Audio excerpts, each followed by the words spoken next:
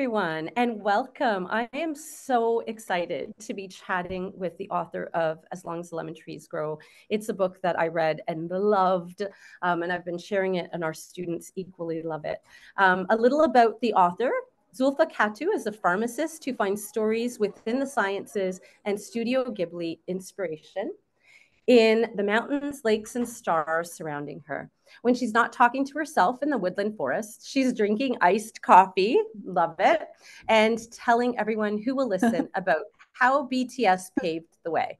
To have a separate conversation about that. A dream of hers is to get Kim Namjoon to read one of her books.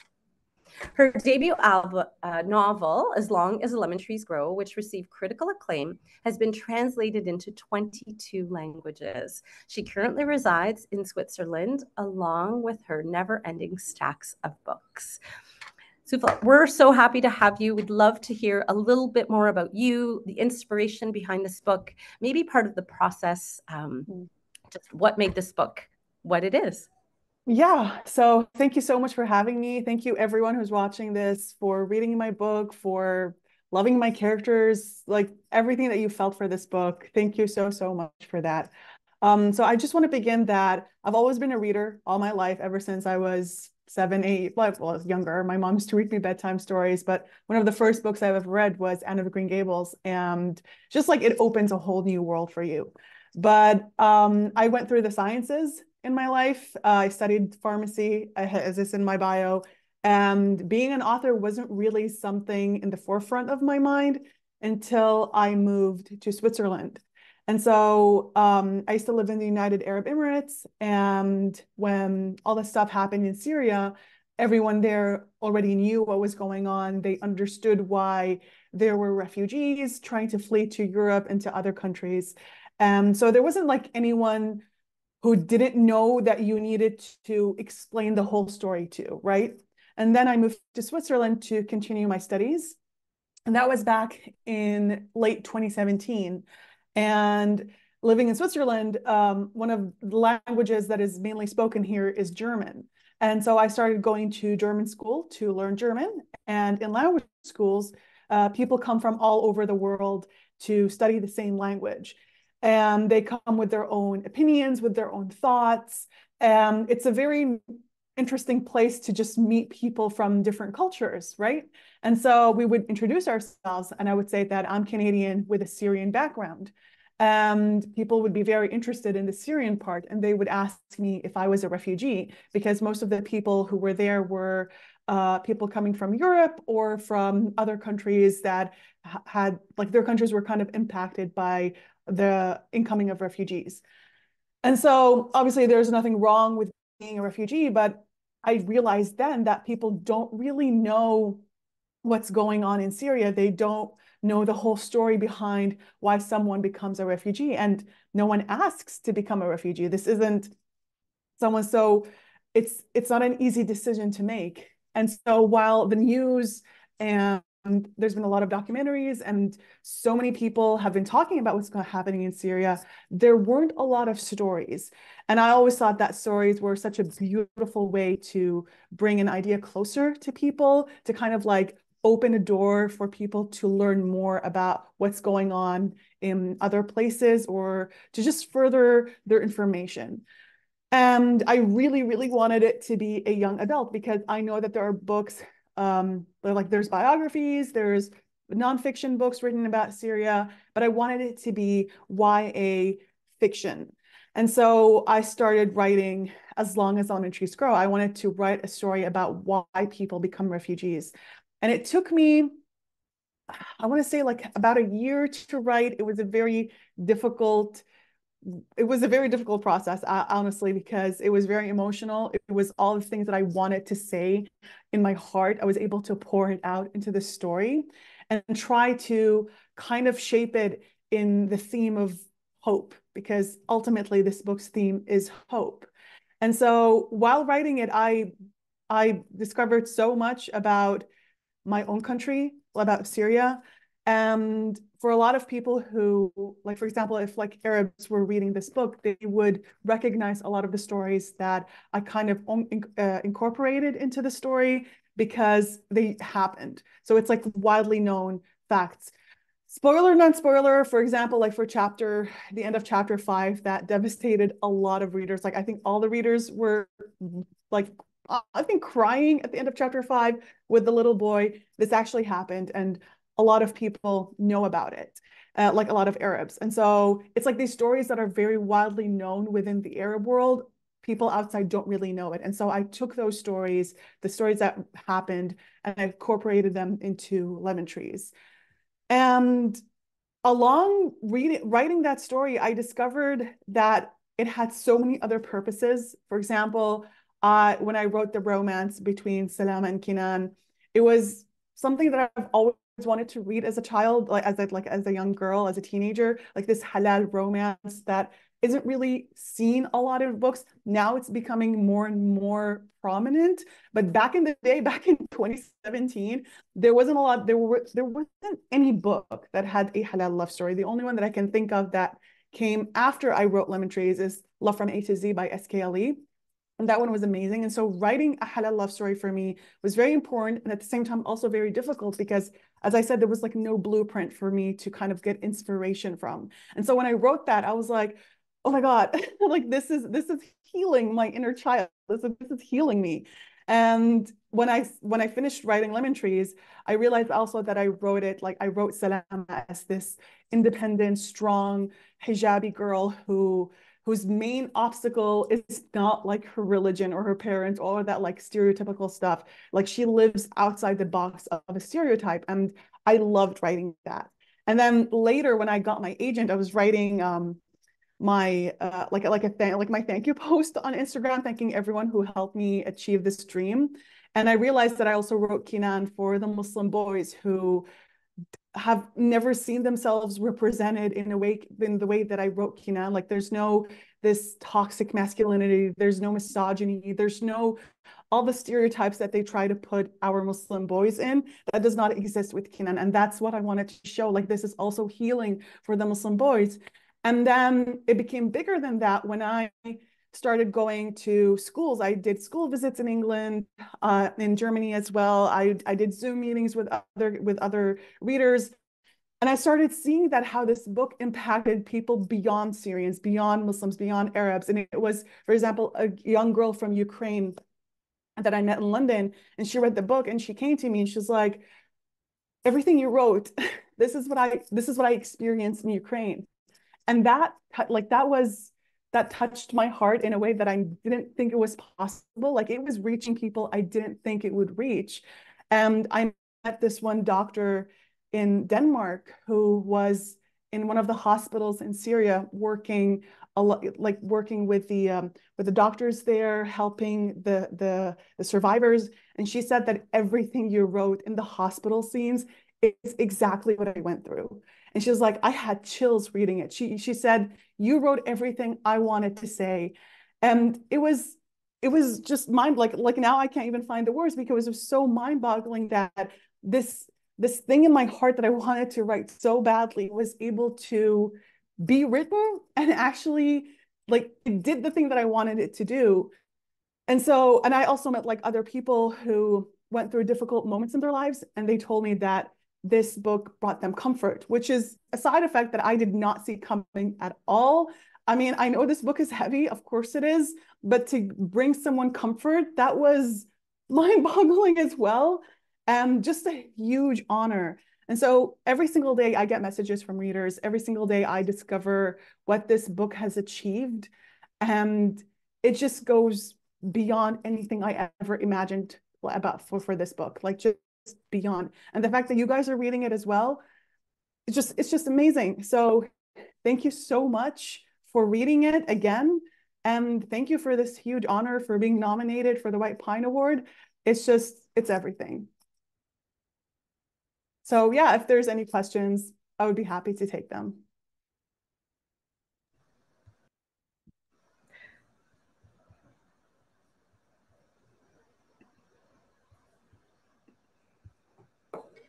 I would love to ask you a few questions. I just can't turn on my video. There I am. Okay. Oh my gosh. So much of what you shared. I think I never, because I don't know anything about Syrian or Muslim culture, what you said about Canaan being an atypical Muslim boy that kids could see themselves in, that for me right now was something I actually never even thought about. So thank you so much. When I'm talking to kids about this book, I know I've reached out to a lot of students in our class, at my school rather, who are Syrian or are Persian, and I haven't really reached out to some of the boys, but I think I plan to do that right now. Yes. In terms of the romance, you nailed it. I loved them together. It was beautiful, and lots of the feedback from the kids are saying the same. So thank you for such complex and beautiful characters. I would love to ask you about Quaff. Is that how I say his name? Oh, Quaff? so yeah, Quaff? it's because it's a letter in Arabic that doesn't exist in English, so it's khawf. Cove. Yeah, yeah, Okay. I mean Tell that's tell good. us more. Tell us more Mhm. about the inspiration for including such a character, and Mhm. maybe what role you're hoping that he plays or Mhm. played in the novel. So one of the first characters I ever thought of after Salama was Khawf. And back in the day, his name was actually Fear. I was writing it from like strictly like an English point of view because they're speaking English and all that kind of stuff. So it kind of like made sense writing that.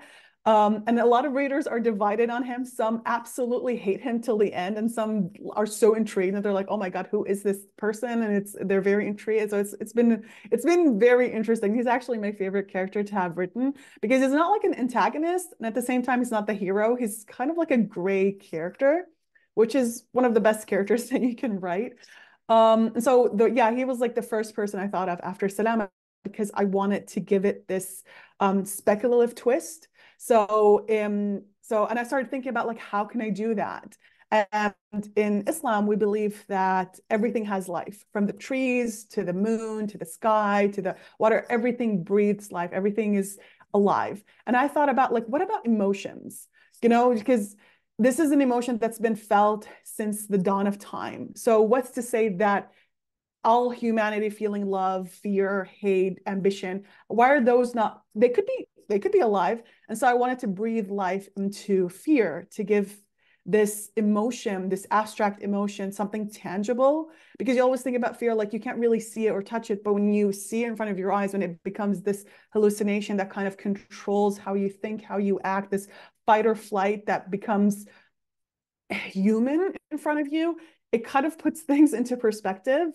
And so I wanted to also go a step further and be like, challenge the reader to think about whether he's real or not. So it's kind of like, is she breaking the fourth wall, or is he really a figment of her imagination? So there's no right or wrong answer. I do have my own theories, but I don't want to impose on the readers so they can have like their own answers towards that. But it was very interesting. And actually, he really changed throughout the versions of the book. He stayed the same as a character. But what I wanted to do with the first version of the book was to show the reader what Syria looked like throughout the ages, because Damascus is the oldest city in the world. And so you can imagine the civilizations that were built on that land. And so he was kind of like showing Salama Syria throughout the ages. But in publishing, you are constricted with word count. So we couldn't really dive into that whole history. I mean, the history it would take pages and thousands of pages.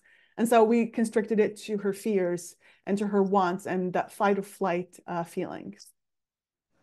Thank you. I'm not gonna tell my opinion either, so we'll let the Yeah. readers decide. But I do, when you were saying about sort of fear, I also feel like there's a lot in this book around mental health and well-being. And I Yes. know that Slam is an avid horticulturalist, and I found it fascinating where she would sort of think of a flower and that use that flower and the repetition of what that flower does in order to calm herself down.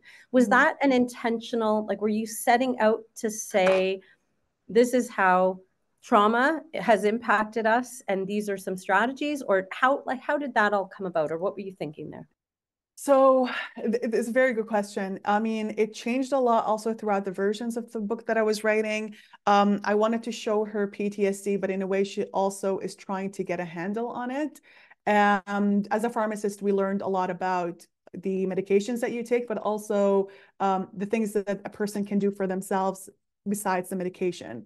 And repetition is one of those things when you go back to like a safe space within your mind where you felt safe, or for example, they say that like when you have a panic attack, you name things that you can see and touch that kind of grounds you. And the flowers thing was one of the last few touches that I added to the last version of the book. And I felt like kind of like made her more 3D, more human, where she goes back to the time because she talks about the notebook that she had where she stuck the flowers, the petals, and would write like what their properties were. And that for her is something that she made, she can like touch and feel, but she doesn't have it anymore. So she goes back to the flowers, to the repetitions, maybe kind of like hoping saying those words would bring healing power to her hands to save the people at the hospital. Thank you. That's so powerful. And I think for many people who might be struggling with anxiety, or Yes. I think that would be just really helpful to have a character who sort of is able to bring herself down because of the Yeah. strategies you shared. So thank you. Okay, I am passionate. Anyone who knows me knows that I'm passionate about using social media for good, for using students using it positively and productively. And so what I found so fascinating was Kanan, and am I saying his name right? It's Kanan, Kinan. Keenan, and Kiran, yeah. how he uses social media in order to shed light on some of the things that are happening. And I remember a moment where there was a young Syrian girl. It was a Twitter account where she was bringing forward, this is what's happening, everybody. Please take note. Yeah. Can you tell me a little bit about sort of what inspiration for that, and whether or not it was based on fact, or what you were thinking around the idea of social media as a way to empower the Syrian people? Oh, very much, very much. Because so I talk about there was this massacre that happened in Hama in 1982, and over 30,000 people died. And that was in 1982. That's not very far away. And nobody knew about it because there's no social media. It's the power of social media that brings attention to sadly horrendous things that are happening in the world. Without it, people are silenced. And when the Arab Spring happened and it reached Syria, it was literally Facebook. It's just Facebook was really big back in 2011 and 2012. And so they would take a lot of videos, they would go Facebook Live, they would do YouTube Live. And there were so much footage of the protests after the Friday prayer, of the martyrs that they would carry towards their graves. And so there became like prominent people who like would get the news from them. So it was like civilians who would, like Kinan, who would take the videos and that would be broadcasted, for example, on news. And so yes, this is where Kinan's inspiration came from. He kind of like embodies the young Syrian men who would risk their lives taking these videos, who would risk getting caught or dead or be killed while doing that. So yes, without social media, we can see it now. We would not know what was going on in parts of the world. Thank you. And I need to know more about Studio Ghibli, because I had never even heard of them. I had to look them up. But I know, I'm It's sorry. We okay. can't be It's okay. I'm not friends. judging. It's okay. But I definitely see threads of that throughout. And then I saw some beautiful fan art on your website. Can you tell us a little bit about how that was, or how that inspired you, or where those threads come from? So I really wanted to kind of show Salam and Kinan's innocence, their innocence that they try to preserve, try to protect. And Studio Ghibli was just like the perfect metaphor for that. Even though those movies are so cute, they also have a very deep message in every single movie. It's just mind-boggling. It's amazing how Hayao Miyazaki is able to do it. So I was trying to look for a movie that kind of reflect Salam and Kinan, and Castle in the Sky was the best movie that I could find. It talks about this adventure of this girl and boy and the magic amulet, like I talk about it in the book. And it was kind of, it's their innocence that they try to protect and hold on to. And I I mean, I've always been an admirer of Hayao Miyazaki. He literally, I mean, because of him, I imagine things and write stories. So it's actually going to be in Japanese as well, Lemon Trees. So I'm just amazing. It's like no words. And so it's also a way for people to know more about Studio Ghibli, like you. So it's good. Like it's okay that you didn't know before. Now you know. Now you can like enjoy the movies, hopefully. My favorite one is Spirited Away. I would recommend that. It's so adorable. Spirited Away. I loved it. It's so good. It's my comfort movie. Um, and so it's also this thing that brings them together, kind of like their shared interest in these movies and his hopes and dreams of also becoming an animator like Hayao Miyazaki, and she dreams of like writing stories, and it just felt right to write about Studio Ghibli. I love that. And I have that written down and I'm going to go watch it, I Good, promise. good. Talk to us about the title. Was that always the title? Mm. You know, what were you thinking around that title? Also went through a lot of changes. The first version of Lemon Trees, honestly, not a lot stayed from the first version, except that monologue that she talks about when she thinks about when they're leaving, when they're on the boat. That chapter, that short chapter when they're leaving and everyone's looking towards Syria and saying that was like I think that's one of the only things that stayed the same. But the title changed. The first title was By the Time You Read This, I'll Be Dead, which is a very heavy title, kind of showing you where I was going, what direction I was going with this book, with the ending. And the ending was, well, it was open ended, but everyone thought they died. So I had to change that. Because like when I was writing that book, I was crying a lot. I was feeling a lot of emotions.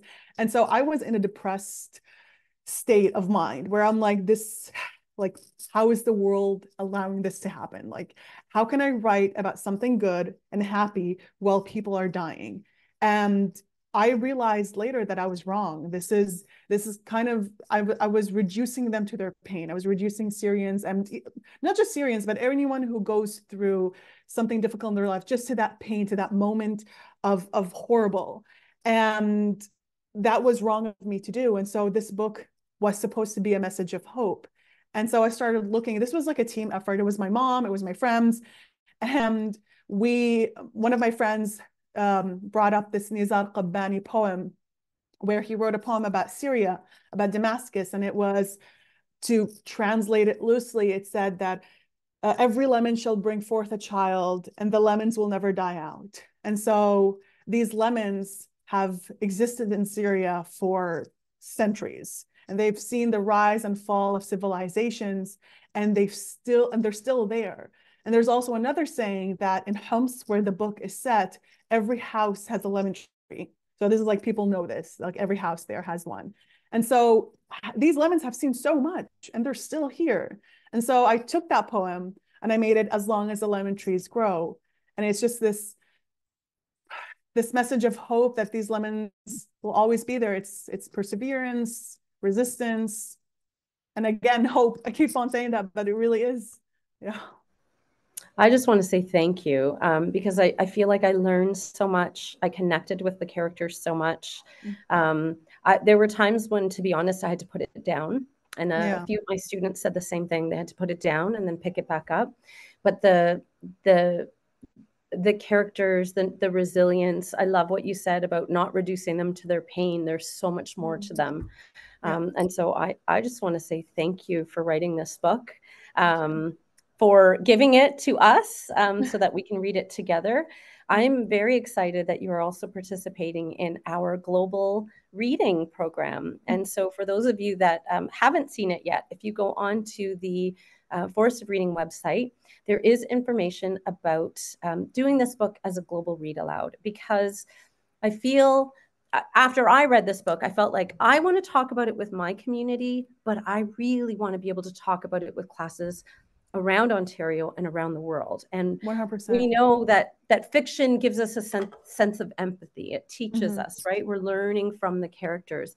But how much more powerful would it be if we could speak to each other about our Exactly. experiences?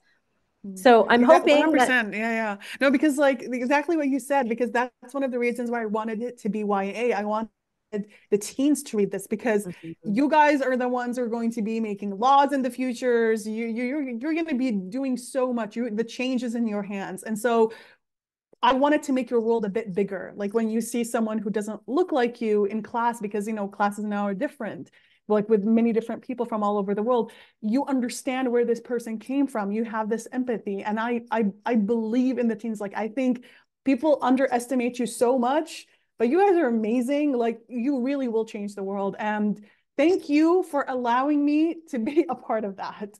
So yeah, 100% what you just said. We're so excited. So the journey continues as we continue to talk about this book, the characters within it, the setting, the beautiful themes that you've laid out for us, and the knowledge that is beyond despair, the hope. Thank you. Yeah. Thank you so much.